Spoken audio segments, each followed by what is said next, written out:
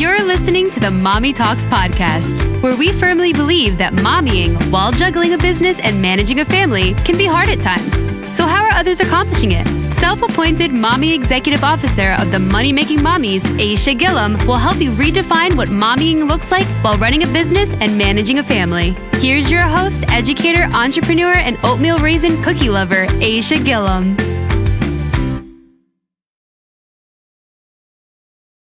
What most of us don't go into becoming a parent realizing is that having children actually has this huge effect on our lives, especially if you end up in a situation to where you find yourself having to date again. Dating as a single parent is one of the most stressful things ever. And initially, I didn't see it that way. I just was dating. I felt that I was dating considering my children, but ultimately I found myself that I was not totally, to some extent. I wanted to sit down with a mom to just see how other moms felt about this topic, dating as a single mother. And check out this next episode where Miss Sierra was willing to just dig a little bit deep so that we can bring you the real on our thoughts of dating as a single parent. Tell me what you guys think.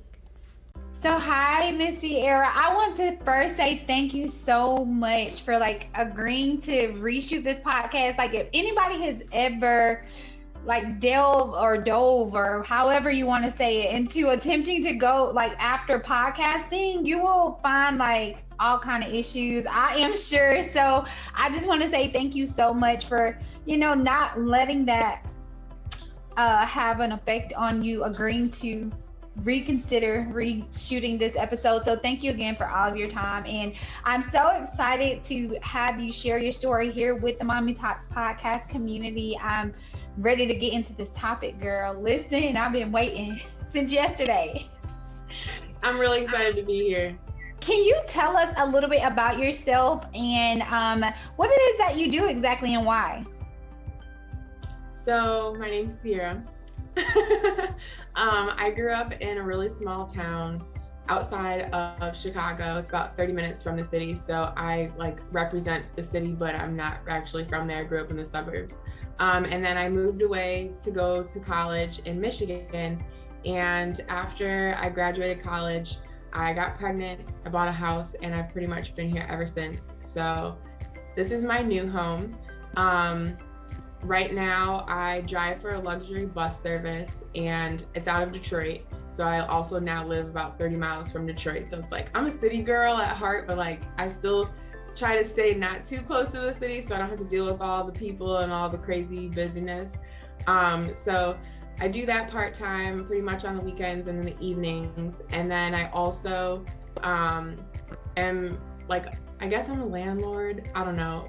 We're in the process of becoming one, but I rent out part of my house as another side of income. And then I also sell shampoo and skincare and wellness products for a really awesome vegan brand. And what is the name of that vegan brand? Because we were actually talking about it yesterday and how it helps with your curls. And I mentioned that I wanted to check it out. So what was the name of that again? It's called Modern Nature. It goes by Monat. So it's vegan, cruelty free, and I started using the products probably about 4 months ago now. And I've always had crazy curly hair and it's always been unmanageable. I can't tell you how many products I've used in the course of my lifetime that haven't worked. And to have the definition that I've been having, and my hair is usually a huge fro. Literally, I grew up, people used to say that I was a poodle. That's how big my hair has always been my whole life. So I have been having awesome results with the products. I mix in a few things here and there, but the main thing is my favorite thing about the business is that it's making me love myself in this whole new light that I forgot about, and just embracing who I actually am. And yeah, it's been awesome so far. Now it sounds like you're downplaying what you do a little bit, because I know that you're a mom on top of everything else. You are an author. You have 2 books out. You're working on your 3rd one, I think you mentioned. And you work for MLM. You have your own podcast. Girl, how do you manage all of these things? How do you manage? I honestly just take it day by day. Like, I always feel like I'm juggling a million things at once. And if I try to think about everything I need to be doing or want to be doing, I probably would just shut down. So like at the beginning of the month, I try to just sit back and be like, okay, what is most important for me to get done? Like my podcast is something that I started in the middle of COVID last year because I was stuck in the house and I was not trying to date. I was trying to like be on my best behavior, save up my money, refocus my life kind of thing. And I was like, what can I do in my free time? And it's winter, it was winter. So like you can't do all the things that you typically do outside. So I started doing that for fun. And then just, I don't know, I do whatever I need to do to make sure that my bills are paid. I've never been late on a payment, God forbid. Like I would lose it. I would be so mad at myself. So I think that's probably what keeps me focused. And yeah, like I said, you just take it day by day. Now, when did you first become interested in doing all of these things? Like, what inspired you to write not one book, but 2 books? And now you're interested in writing a 3rd book. So like, what prompted you? Is that something like you were, that was dripped on you as a child? Like, did you come from a family with like some financial literacy background? So honestly, like I was in a not great relationship with my daughter's father. So like, I feel like I lost who I was, like being in that relationship for one. And then for 2, when you become a mom, like that supersedes everything else in your life. So you really lose who you are. So like I had like 6 months to myself where like I wasn't actively dating. I was kind of just like reading a lot of books and just like really reflecting on myself, like where do I want to be?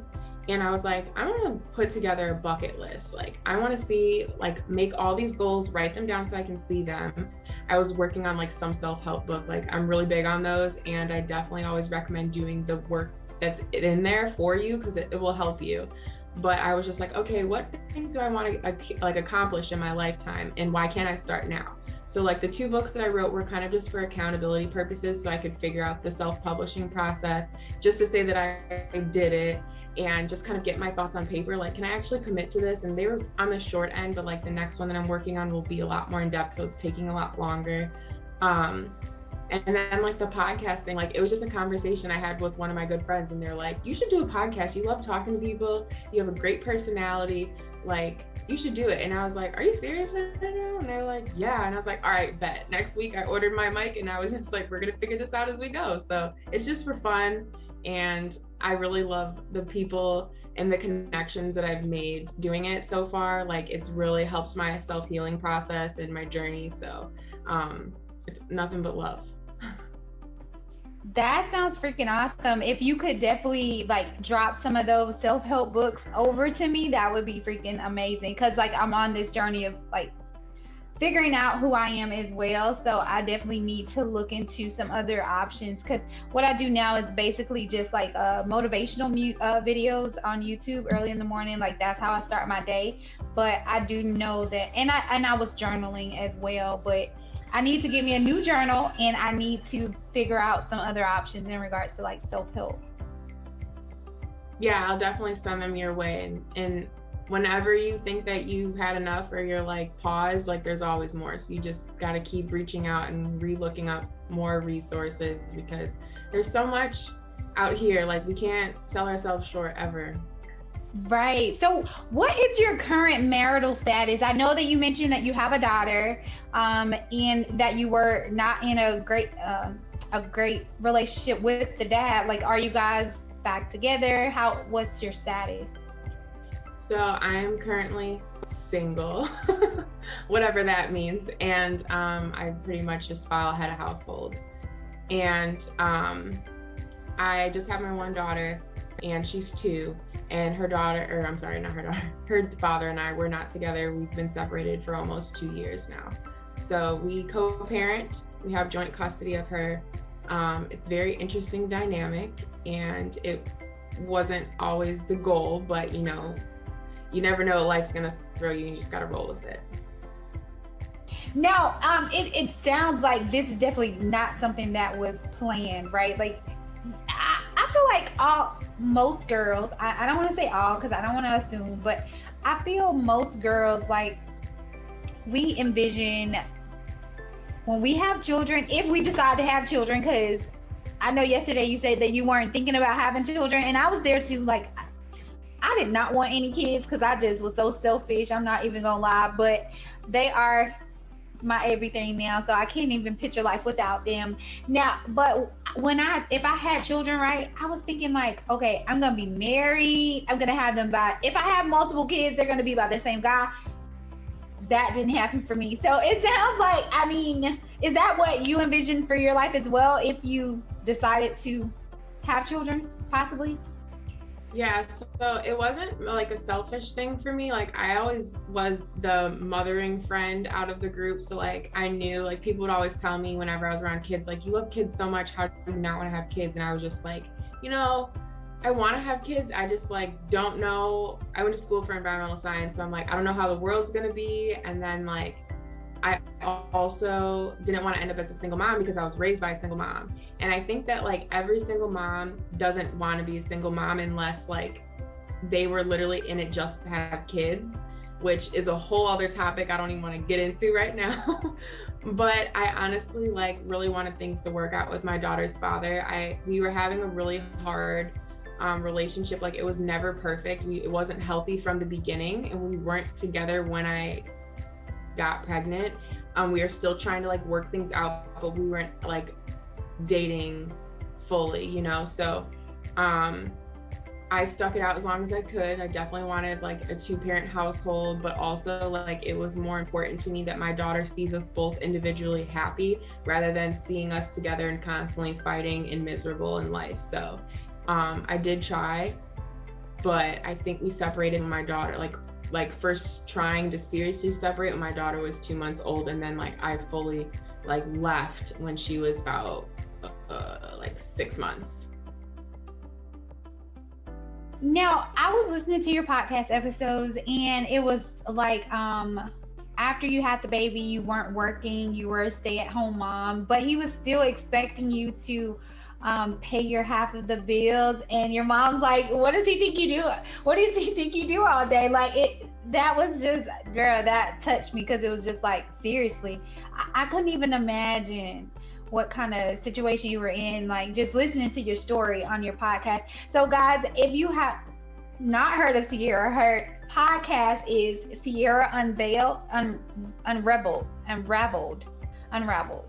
My apologies. But you have a cute little saying at the end. Why let them unravel you if you don't? What do you say? What is it? It's stop letting them unravel you if only you can unravel yourself. Girl, I love that. I love that. Now, what are your thoughts on like receiving child support? I know before when we were speaking, you mentioned that your child's father took you to court actually to put himself on support. So like, did you not think that was important? Honestly, like when we first separated, I really thought that we would be okay to co-parent, and like I was doing my best to try and let him see her as much as he wanted to, but whenever I was giving him, like presenting him the opportunities, he wasn't taking them. So I kind of was just like hands off. I was like, whatever, if he doesn't want to be a dad, he doesn't want to be a dad. But the worst part is like when you're dealing with someone who's manipulative and insecure, like they're over here telling everyone that you're not letting them see their kid, but that wasn't the case at all. And I moved out of state with my daughter because I didn't have any support, like physical support from him. Like even though I was a stay-at-home mom, like I had savings and money put aside from when I worked pretty much through my whole pregnancy to make sure I could have the time off with my daughter that I wanted. But I also didn't anticipate to be like still paying for half of all the bills. Like, and that was like, for me, I don't want to say like a respect thing, but I just feel like we should try to be like equal parts in a relationship, but also like your daughter isn't in daycare right now because I'm choosing to stay at home with her, and daycare is very expensive.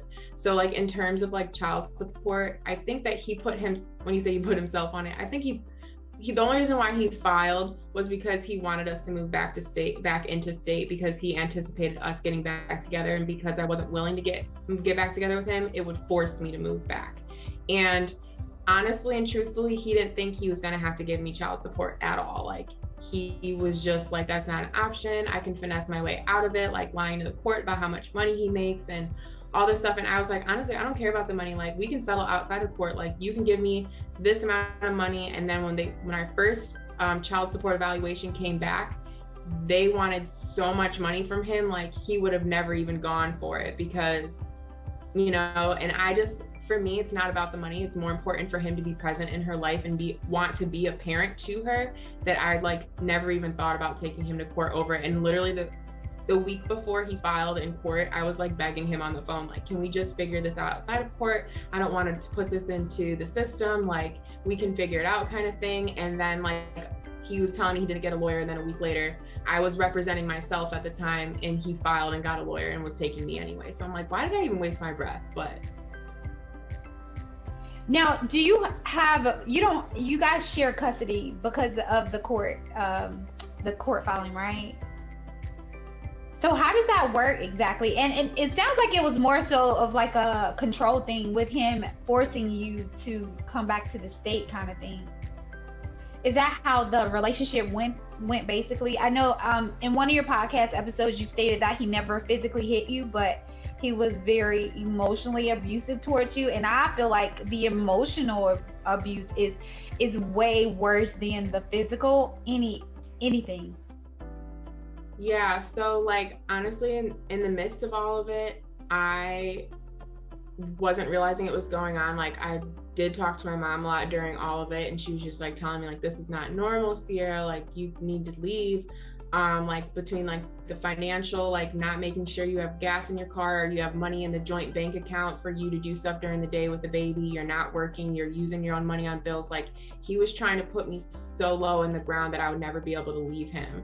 And he forgot who I was before I met him and why he fell in love with me in the first place. Because baby, I've been taking care of myself since I was 18. Don't play with me. I don't care if I got a daughter that's just gonna make me grind harder. But I literally definitely think it was more emotional and like making me feel like I wasn't good enough, and I wasn't like coming, I don't want to say like up to his standards, because I felt like when I was with him, I was doing everything I possibly could to make sure that he met his goals in life. But like, was he building me up? Like, whenever I got excited about something and wanted to do something, he was like, no, I don't think that's a good idea, or you're not going to be good at that kind of thing. Or be like, he just always wanted to like play it down. And I was going to say too, like with the emotional aspect to it, like you don't realize that you're in that situation until after you leave. And I feel like,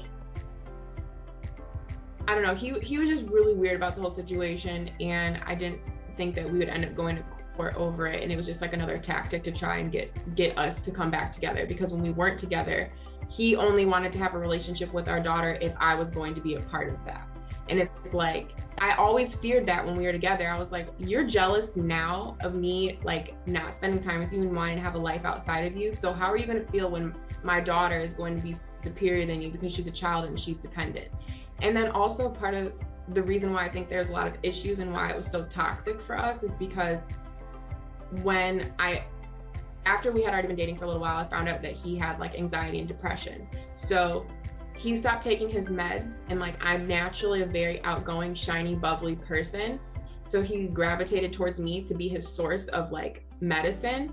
And like, that got really draining, but also I have a huge heart and I'm an empath. So all I wanted to do was try and help him. So like, when he was having like a really bad day, didn't want to get out of bed, I'm like, I'll be at your house in 5 minutes. We're going outside. We're about to dance and sing and do whatever we need to do to make sure you're not in a funk. And like, we trauma bonded really bad. So I think that when you start putting like your issues on someone else and not taking care of your personal well-being and your mental health specifically, that can really bring someone down. And then on top of that, I'm raising a child by myself, because when you are present, you're either intoxicated or high, or you're just not around at all. So it's like, I was so drained that like, by the time I was like ready to go, I had already been checked out like months before. I was just trying to put together a game plan so that we could be solid.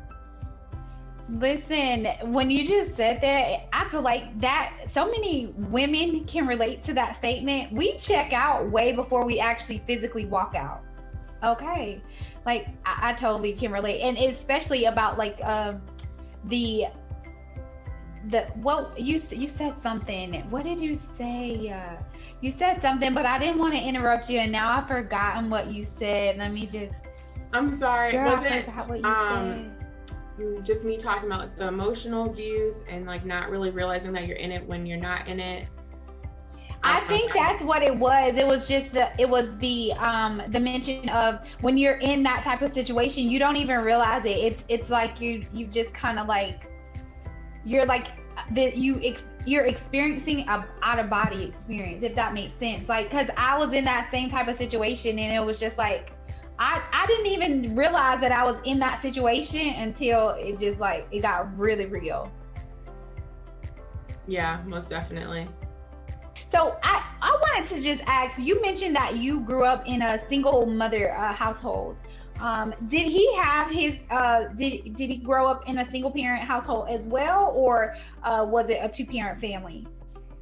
So that's part of the reason why I said that we trauma bonded, because when you grow up in a 2-parent, I don't want to say growing up in a 2-parent household, or not 2-parent, but you know what I'm trying to say.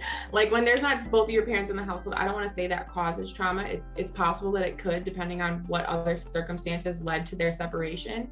But I say we trauma bonded because I definitely think that had something to do with it. His mom was also a single parent. She chose to leave his father for abusive reasons as well. And it's crazy to me, like looking back at all this, because it's like it happened, his mom happened to my mom, potentially. I don't have all the details, but it's possible. And then like it ends up happening to me and him, you know, like he's a part of this too. So it's just crazy how cycles kind of repeat like that. And I wish that I would have got to know him better before I decided I was going to sleep with him and try to be his saving grace, because like I said, I told you yesterday, I'm like, I always tell people, you need me more than you need Jesus more than you need me. And at that time I was not spiritual at all, but definitely like looking back, I would have done things way different. It's like seeing those, like, to me, they're red flags, but you know. I can definitely agree with everything that you just stated, because but the way that you just worded it was so beautiful, like trauma bonded. Like I never even heard of that. I'm gonna have to look more into that, trauma bonding. Yes, I'm gonna definitely look into that. I didn't even know it was a thing. Now, in your own words, what does it mean to be a single parent versus a parent who is single? Can you kind of like decipher this or for me? Because I don't know, it's like a back and forth thing. I know a lot of the time a lot of people get offended by a single parent. They say that if a mom is receiving support from the guy, even if it's not 50-50, it is still, she is not considered a single parent, but she's considered a parent who is single. Would you agree with that statement? So my situation, I feel like, is really unique, because even though my daughter's father is on child support, he doesn't pay it. He's in arrears for like over the past year. And obviously, like, this wasn't my doing. This was all what the court decided. So I feel like it's a really hard thing to kind of differentiate, because I feel like single parents are taking care of the child by themselves. They don't have another partner to help them, or husband.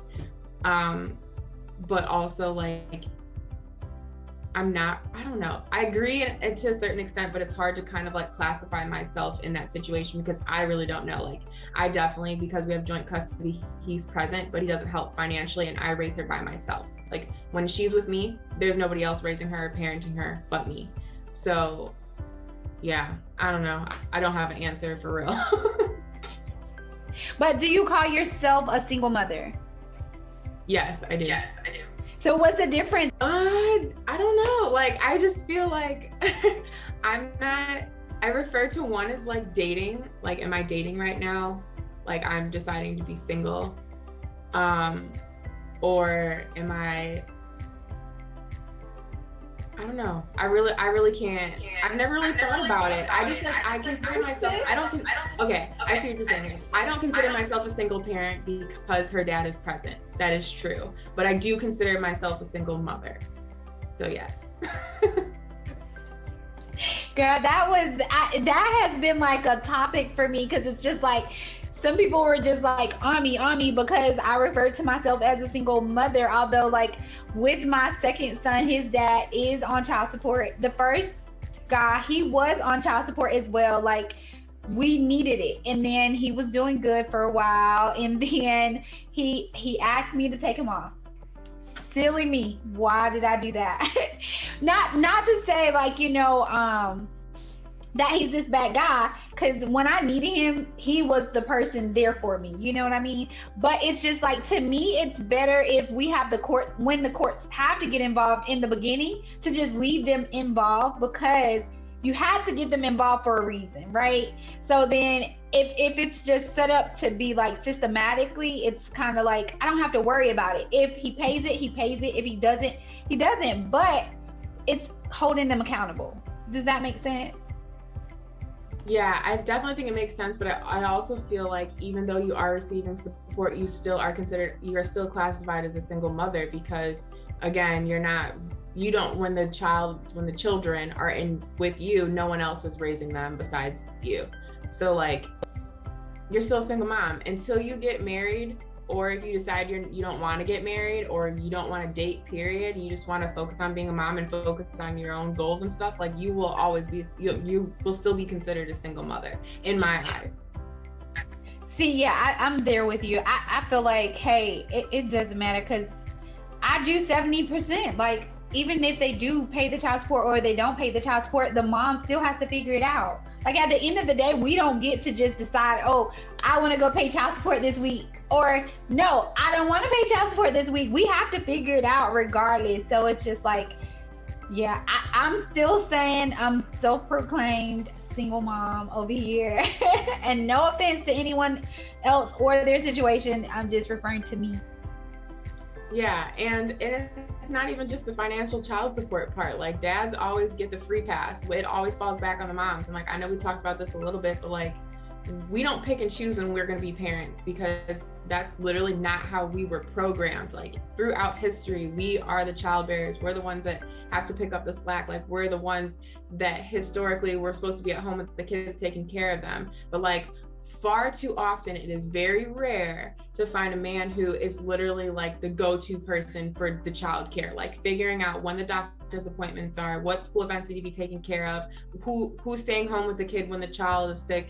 And like, don't get me fired up on this topic, because I don't want to talk about gender roles too much, because I'm a huge feminist.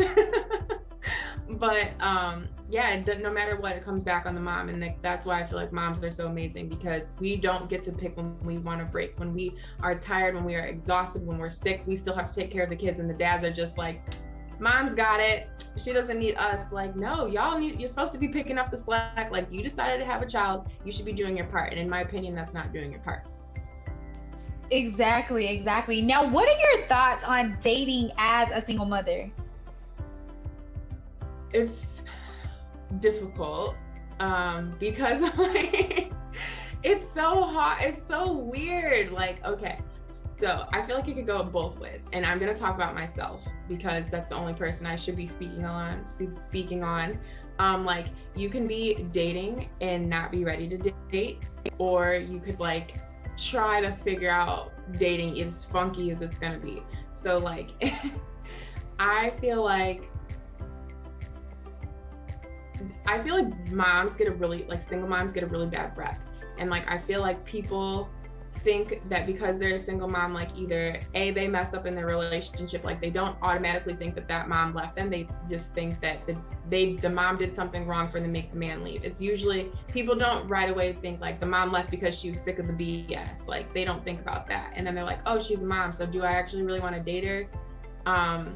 And my girlfriend and I had this conversation a little while ago, and we were just like, she said that because we're single mom, like, men might think that it's easier to get some from us because we've already had a child. And that's so far from the truth, I feel like. I mean, I'm not, like, with that statement, it's not true, but I'm saying like, it's possible that men think like that. I don't know, I'm not a man, and it's really messed up to think like that. Like, because she's a mom, she's gonna give it up. Like, no, I don't. For any reason, I don't want to give it up at all, period, because I know what happened. And I'm not about to go back in this situation again, ever, period. But like, for me, so like, it's just hard to date because like, I already feel like I'm doing so much, and I also am taking care of myself. Like, I could receive support from my parents if I needed to, but I'm like very prideful and I hate asking for help from anyone. So it's like, I'm gonna figure it out on my own. Like, I decided to have a baby out of wedlock, so I need to like deal with the consequences of that. Even if it is difficult, it's better for my mental stability and my daughter's peace and safety and my peace of mind. So it's hard. Like, I don't know. I haven't figured it out yet. Like, I'm still working on it. Now, while dating as a single mother, do you feel like the child is owed any type of like respect? Because, you know, some people look at it like, I'm the parent, so I can do whatever. This is my house. I paid the bills. You are a kid. Stay in a kid's place. Do you feel like children should be respected when the mom is attempting to date? Yeah, so I actually feel like a lot of people could disagree because like it's their life, and if this is you and you happen to be listening to this show, like this could be you and it's your life. Like, personally feel like my daughter gets more respect. Like, I value her above any relationship that I would be in, and like I've made it very clear to men that I've like dated or have wanted to pursue me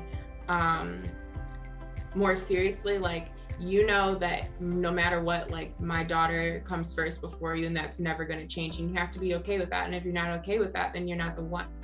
Because what I've seen in like a few different situations where the parent, the mom or the dad, where they prioritize their relationship and like, well, they'll say like, my child deserves to see me happy, or wouldn't you want them to see me happy, kind of thing. And like you said, like, I pay the bill, so who cares? But like, it's a respect thing for my daughter from my end though too. Like, I wouldn't want anything to change that. And I feel like when they prioritize the kid, the relation, children, that's when the children start to have like, they're not getting enough attention, neglect might occur, abuse usually happens, because the parents are so preoccupied with their relationship and moving forward with someone that they're neglecting the needs of their kids. And that's never okay. So definitely my daughter comes first, and that'll probably never change. Now, what are your biggest challenges that you feel that you faced while attempting to date? So kind of like going back to that question, like with my daughter, like, she comes first. I have really hard boundaries with her. So I personally have had trauma. Like, I was abused by a step parent in my life. So like, that's something that's really big for me. I'm really like nervous and weary. Like, I know I can't live like that because it's not safe, it's not healthy, but that's like my biggest fear, that my daughter goes back through the same thing that I do. So it's like trying to find a man that's like serious to move forward. Like, if you want to date me, that's fine, but you also, like, you're not just making a commitment to me, you're making a commitment to my daughter. Because like, I grew up with like not a consistent father figure. My dad wasn't around at all. So it's really important to me father is around. If someone is going to be around her, like, they need to be around long term, like, and you need to make sure you're serious about it. And that might mean that there has to be a lot of time put in before we get really serious. But like I said before, like, if they can't get with that and they can't understand that, then they're not the one. And I feel like my biggest like things that I've had problems with, I feel like and I shouldn't say problems, but like challenges, are like time constraints. So like, I'd say I work 80% of the time that I don't have my daughter. Like, it's very rare that I'm not with her and I'm not at work.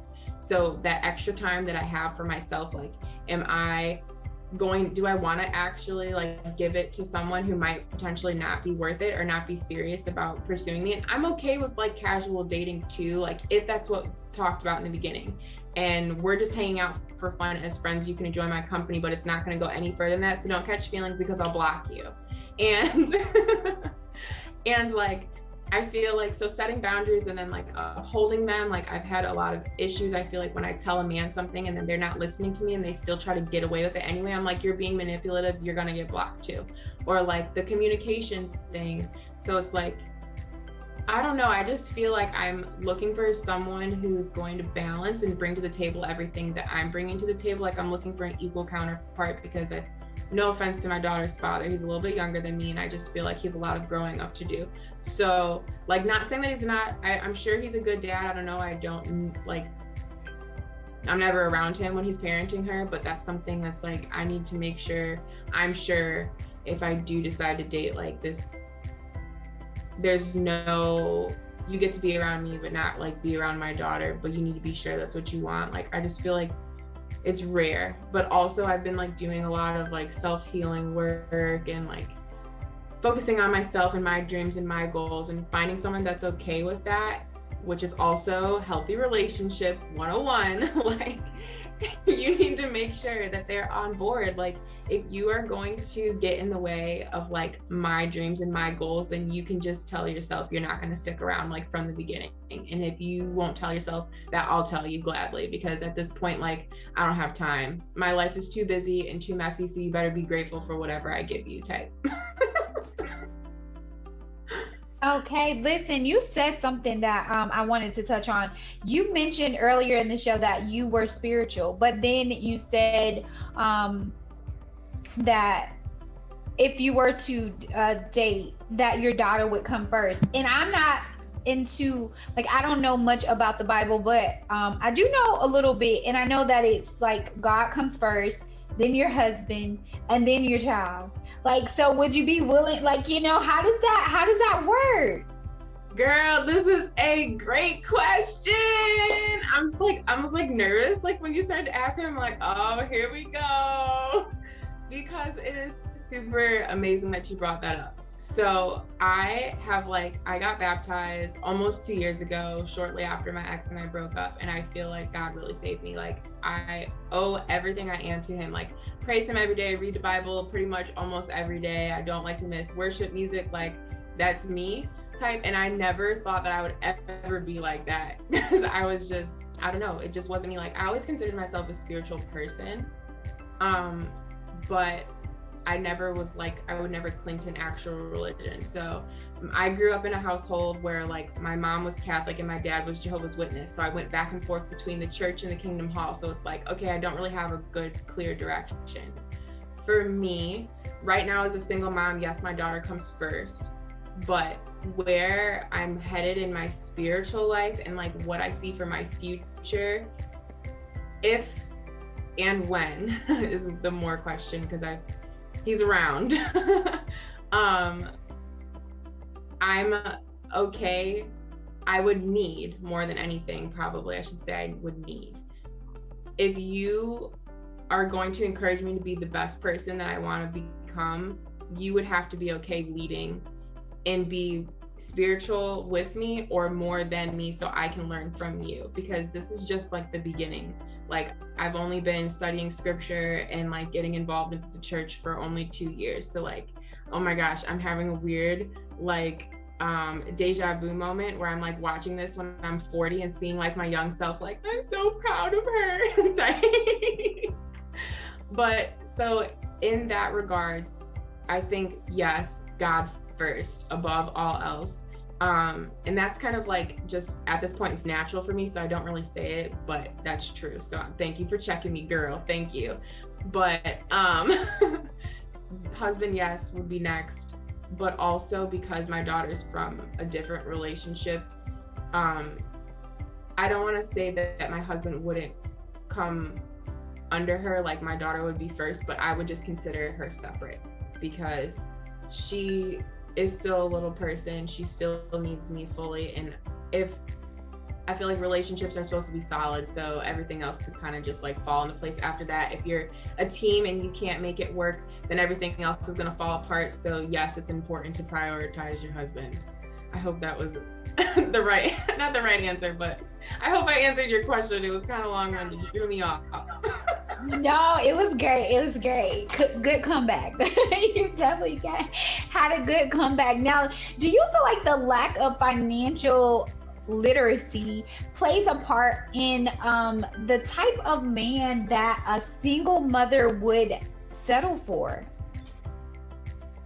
Definitely. So I feel like a lot of women, I don't know the statistics, but like as a single mom, you definitely experience financial hardship. So especially if the other parent has left and like wants no parts with the child, or in my situation is around physically but doesn't want to help support, even though I'm the one providing like childcare during the day. I'm not asking for much. I'm just asking for at least something. I'm not asking for the minimum, okay? Like, I'm not even asking, it's just been requested by the court, so just at least give me that. But I think that moms, like single moms, want a man to come in and like take care of them. But like for me, I feel like money causes more problems because money makes people greedy and it like distracts them from the realities that are occurring. So when you are looking for someone who is going to provide for you and you can't provide for yourself,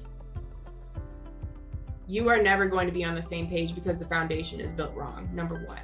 Number two, you are more likely to fall into a situation that you might have previously been in, like controlling.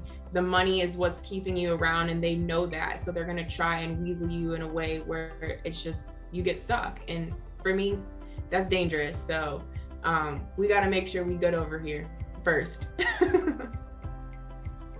So it sounds like basically you're saying how I feel that a woman or a mother should be financially stable before even considering to date, because you have to make sure that you're able to be an equal partner instead of being someone looked down upon and end up in a situation to where it's like they feel like, oh, I have control because I have the money, and they don't.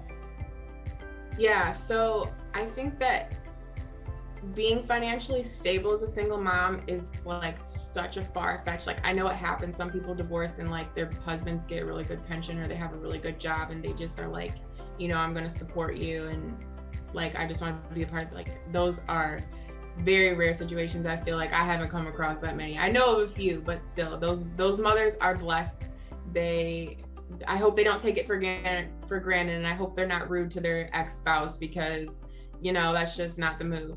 But I think that like if you're not financially stable, you should at least be financially literate. So you should be like wanting to learn about money. If you are somewhat stable yourself, or at least understand like where your debt might be, know how to work a budget kind of thing, you are more likely to attract a partner that is more genuine and just not like trying to get in your pants or control you and like ultimately keep you out of a toxic relationship. So do you currently implement a family budget for you and your daughter? So mama's been slacking. I'll be the first to admit. I had really extreme goals for myself. Like I'm trying to be debt free by the time I turn 30. So I have 4 years. And only have my house as my debt, like my real estate debt.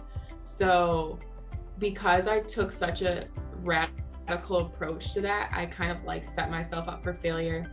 But at the end of the day, like no matter what, bills get paid first, like no matter what. If at the very least, if you don't want to, if you're too scared to look at yourself, because ultimately that's what it comes back to. Like when you're looking at your finances, you're looking at your spending patterns and who you are as a person. Like it can make you feel really bad, and a lot of people don't want to do it, but at the very least pay your bills first, and don't be out here getting your hair and your nails done when you can't afford it and your car is about to get repoed. Like I've never had a late payment, and I'm like literally so proud of myself because like I've been in my house, I'm coming up on my 3-year anniversary of owning my home, and like I've owned my car. I bought my car a couple months after I bought my house. Like I slipped in the door before it hit my credit report, because otherwise they probably been like, nope, you just got a big loan, you're not getting a car. But I needed it, so I was like, let me just do this real quick. Here's somebody, you know, let me get this. So I think just I try to implement it, but sometimes it's hard. Like I don't work a stable job.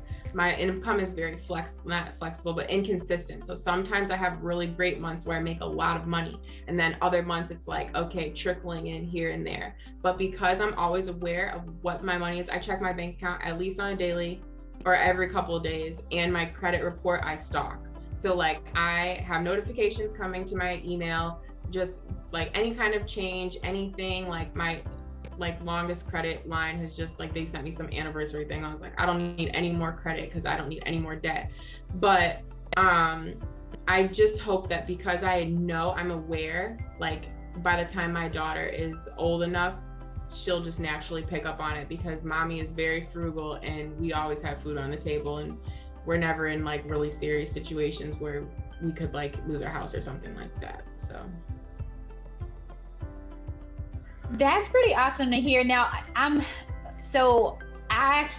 was about 2 years ago, I thought I was ready to start buying a home, right? I was like, I went through the process, like got pre-qualified, all this stuff, and then I ran into Dave Ramsey, and he was like, I feel like that was my saving grace. That was my sign for God to like take a step back, like, wait a minute, you're not ready, you're not there yet, because he said that you're not ready to buy a home until you are free of debt. Now, I do understand that all debt is not bad debt, but it was just like, I feel like that saved me, because here I am having a car payment owing $20,000 and looking to get into a home for like over $300,000 in the market where I live. So it's kind of just like, you know, I was like, oh, that is what saved me. Oh my goodness. But just listen to your story, and you bought your home first. And also, I listened to your podcast. You and your brother actually purchased homes. He beat you, but you both got him, but you came from a single mother household. So like, did your mom did she purchase a home too? Is that where you guys got that from? So growing up, my mom had a house that she rented from my aunt. So my aunt purchased it, put it in her name, but my mom would make payments on it to her. So my reasoning for buying houses where I live like in between two college towns. So like the rent here is crazy, stupid high. Like a 3-bedroom apartment in this area is like $1,800, and my house is a 4-bedroom, and it's like I don't want to say half, but I'd say like 2/3 of that. So I was just over giving money to landlords who weren't taking care of things, and then like it wasn't building towards myself.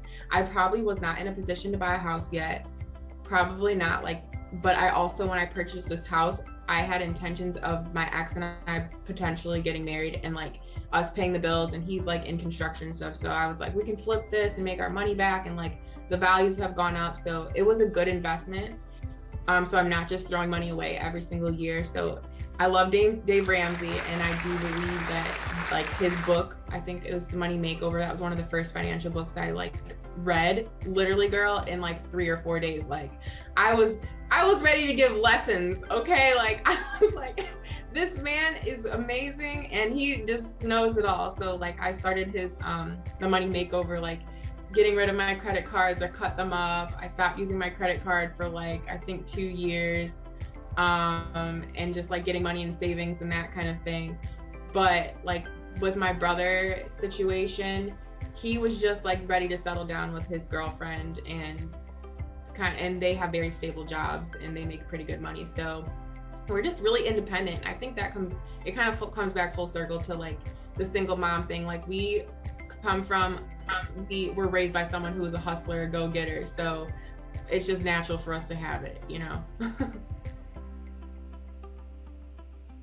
That about single moms, like my mom was a single mom of 4. So it's just like, even listening to your podcast, you're like, how did your mom do it with 3? I feel the same way. Like, how did you manage with 4? You always figure it out. And like I said earlier, you know, like no mom goes into it thinking that they're going to raise kids by themselves. Like it just happens that way.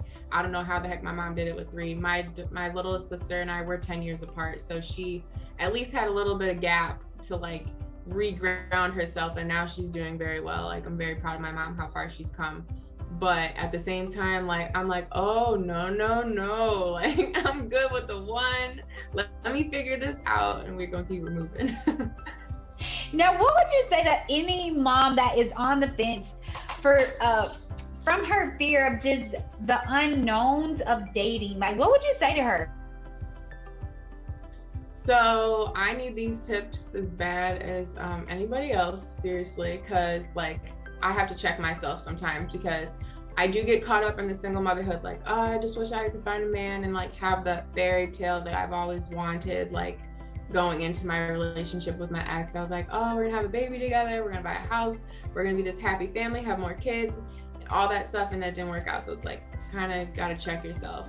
But like, and also too, because growing up like in a single parent household, there's no one really there to mimic like what a happy, healthy, solid relationship is supposed to look like. So like, I don't even know, truthfully, I could probably like one hand like how many people I know who are actually happy and healthy in a relationship. Like usually somebody's cheating or they're already in the process of getting a divorce. And like that, I don't want that to be me. Like I want something solid, like, and never ending. And like, I feel like we live in this age where it's just not how it used to be.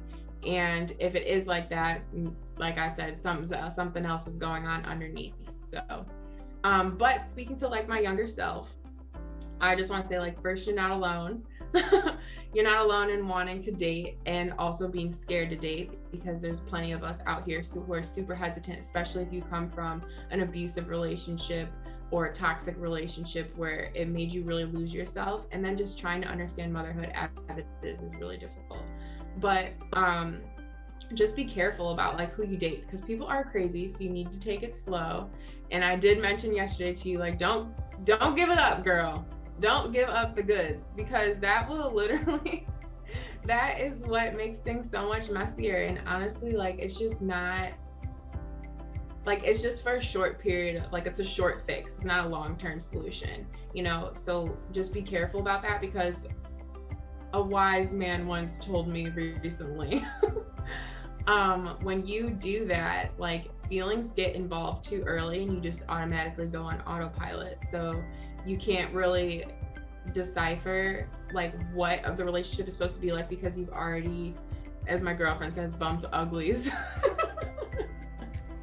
So you can't, you're like your vision is distorted, so that where you thought you were headed in that relationship is no longer even relevant, because kind of all you're thinking about is that, or like, I don't know, just makes things so much more complicated. And then like other tips I would say is like, be brave enough to ask the questions that you would typically ask once you're more comfortable. Like, ask them up front. Like, don't be afraid to tell them what you're looking for and what you expect out of the relationship, so nobody is wasting each other's time. And that goes like for questions for yourself as well. Like, what are the true reasons why you want to date? Why are you getting in a relationship? Are you just trying to like find a placeholder, fill a void, or just have like companionship so you're not by yourself? Like, you need to be comfortable with being alone first before you can be comfortable with being with someone else. And that's something that I had to learn over the past couple of years, because I like started dating in high school and I was with someone for like 4 years, and then I dated again in college and I was with someone for like another 4 years, and then I dated again, and then I was with them for a couple of years and we had a baby. And it's like, girl, you don't need to be in a relationship. Dang, like, I like to be in a relationship because it's better for me personally to be monogamous and not, it's also flex, because like I need people to leave me alone. So it's like, I got a man, just like go do something, but they don't listen. So when you just tell them that you're not interested, they keep trying, and then you got to block them and they keep resurfacing. And it's just like, dude, if I had a man, I wouldn't have to be dealing with this crap. It's like a built-in bodyguard. But and then like also I feel like as a mom, you need to ask yourself, like, are your children's needs being met before you're in a relationship, and are they going to change? Like, are they still going to be met after the relationship gets started? Like, are you still able to take care of them and be there for them, like your undivided attention, and provide them all the support and love and care that they need? And if that is potentially compromised by getting in a relationship, then it might not be right, you know, unless that person is really, the other person that you're dating is really ready to step up. And then I'm trying to think if there's anything else. Oh, we kind of talked about it earlier, but like, if you are hesitant in dating and you want to, like, you need to ask yourself, if you decide to start dating, will you still be able to chase your own dreams and goals and passions and things? And like, when you're in a relationship, it's already hard enough to balance like motherhood and like your personal growth and like you chasing your dreams and your goals, but then you want to throw in another person into that mix. It like makes things super complicated. And like, I think moms are super amazing. Like, we are superhuman. Like, we deal with the most pain, the biggest struggles, and like, we just pick up the biggest burden. I feel like we don't give ourselves enough credit. So when someone comes in and might potentially threaten that, like, don't you dare let them like tell you how your life is supposed to be, how you're supposed to be. Like, you are an individual and you're beautiful and you're amazing. So don't stop shining for anybody. Now, are you open to any collaborations, Miss Sierra? And if so, if so, what type of collaborations are you open to doing? So yes, to all of the above, I guess. Like, I'm always interested in working with people. I just want to reach as many people as possible and just like either support them, motivate them, push them along, or help them in any way, shape, or form. I know I'm only one person and I forget that sometimes because I want to help as many people as possible. But I'm really interested in doing more like guest podcast interviews because I'm so used to hosting, and I'm getting ready to relaunch my next season coming up soon, and it's so time consuming, as you know, girl. So I would love to just be a guest on someone else's show because it just is less work, and I know it sounds awful, but this is too much going on. Sometimes you need to take a break, and I feel like that's good. And just in other things, I don't know, I'm pretty open to whatever. I really want to start doing speaking events, and I want to do a book tour eventually once my book drops. I'm manifesting it, so I got to tell somebody for it to come true. But you can find me. I'm sorry, love, go ahead. No, I was just going to say best place to drop that information because it's going to be recorded and put on YouTube forever. So you're going to have to hold yourself accountable for that. Exactly. So you can find me on Instagram. My personal page is Green Eyed Curly Q, and my podcast page is Sierra Unraveled Podcast. I feel like I could give out my email, but I'll probably just give it to you so you can like drop it in your show notes or something, or underneath the episode so people can copy and paste it because it's kind of long. It's like my first and last and some numbers, so I probably need to get a new one that's a little bit more clean and to the point, but it's okay. Well, definitely give me that information, and I'll be sure to like get it inserted into the video for you so that they can also just see it as well, so that you didn't have to like call it out. I would like to take the last few moments that we have together just to say thank you from the bottom of my heart for visiting with me today, and ask that if you could take a few more moments just to leave the show a review. I would greatly appreciate it. And if no one has told you today, you are freaking awesome. So until next time, you take care of yourself and those babies, you money-making mommy you. Thanks for listening to the Mommy Talks podcast. Dive into the show notes for this episode and all past episodes at www.mommytalkspodcast.com. If you love this show, share it with a friend. The more the merrier. Thanks for tuning in. We'll see you next time, you money-making mommy you.